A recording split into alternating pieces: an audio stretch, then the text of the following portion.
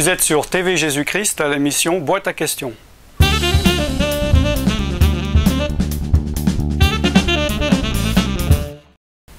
Bonjour, je suis Alan Rich, bienvenue à l'émission Boîte à questions.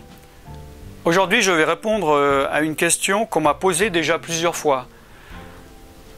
Qu'est-ce qu'un esprit? Quelle est la différence entre un esprit territorial et un esprit environnemental?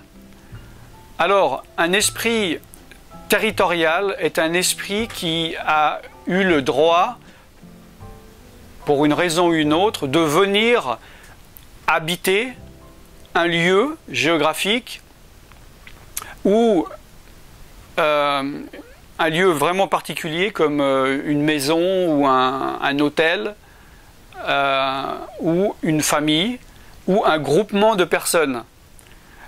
Ces esprits territoriaux ont acquis un droit d'être sur un endroit et d'avoir la maîtrise totale.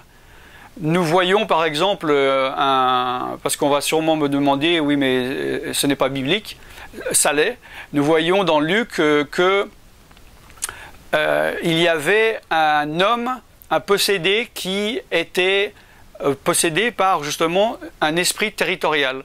Il contrôlait tout un territoire, il se déplaçait géographiquement, il était surtout dans un cimetière, les démons l'avaient amené dans un cimetière, mais il sortait de temps en temps dans un rayon territorial. Il n'est pas dit combien, est-ce que c'était 10 mètres, 100 mètres, 1 kilomètre, mais dans ce rayon-là, le démon au travers de cette personne régnait parce qu'il donnait la crainte aux personnes. Parce que les gens avaient peur de cet homme qui avait évidemment une force surhumaine à cause de ses esprits en lui. Donc il possédait géographiquement un endroit et il y avait une sorte d'équilibre.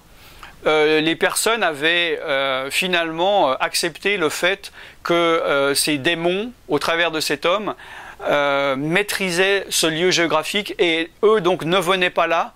Et en contrepartie, le démon n'allait pas les déranger. Il y avait une sorte de paix, si j'ose dire, en équilibre entre ces deux groupes. Et Jésus arrive, bien sûr, et met le désordre, si j'ose dire, mais en fait met l'ordre. Met le désordre dans cette paix apparente. Et nous voyons que quand Jésus chasse ces démons, ils disent non, non, non, non, non, on ne veut pas partir d'ici. Parce qu'ils sont attachés à ces lieux, n'est-ce pas? Il y a des personnes qui sont attachées à des lieux et qui sont attachées à des gens. Là, ils ont bien dit, nous sommes attachés, ne nous fais pas partir d'ici. Donc, ils n'étaient pas attachés à cette personne qui était juste un instrument, mais à ses pouvoirs, à ce lieu géographique qu'ils avaient, n'est-ce pas? Et il a dit, au moins jette-nous dans ces pourceaux, au moins nous resterons là. Mais bien sûr, vous connaissez la suite, les pourceaux se sont jetés dans la mer. Vous pourrez voir dans l'émission C'est dans la Bible, je développe plus profondément ce verset, ce passage-là. Et ensuite, cet homme donc a retrouvé sa stature normale. Donc là, il s'agit d'esprits territoriaux qui ont un territoire qu'ils possèdent.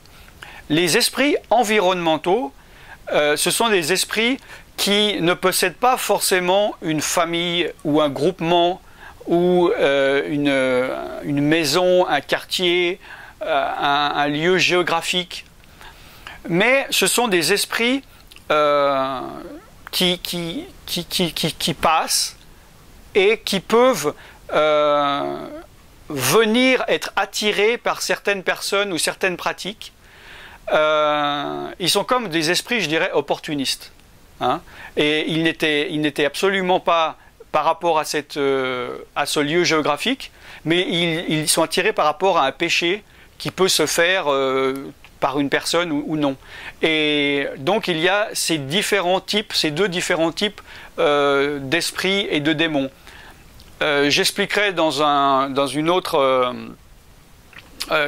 émission l'évolution de la présence de ces esprits, parce que par rapport au modernisme de la société et le fait qu'avant les gens restaient dans leur village, voyageaient très peu, et maintenant où les gens du monde entier se mélangent, il y a évidemment des esprits particuliers et des gens avec certains esprits qui se rencontrent qui ne se rencontreraient pas avant, comme par exemple, nous savons qu'il y a énormément évidemment d'esprits avec les gens dans des lieux communs, comme des grands magasins, comme des gares, des aéroports, des choses comme ça, où il y a des esprits de toutes sources et de toute provenance. Alors voilà pour cette question, quelle est la différence ou qu'est-ce qu'un esprit territorial et un esprit environnemental? Si vous avez besoin de réponses supplémentaires ou dans ce que j'ai expliqué, il y a une question qui vous vient à l'esprit, n'hésitez pas à me contacter à ces numéros que vous voyez défiler pour poser vos questions. Et je vous retrouve très bientôt pour une prochaine émission de Boîte à questions. Je suis Alan Rich, à bientôt, soyez bénis, bye bye.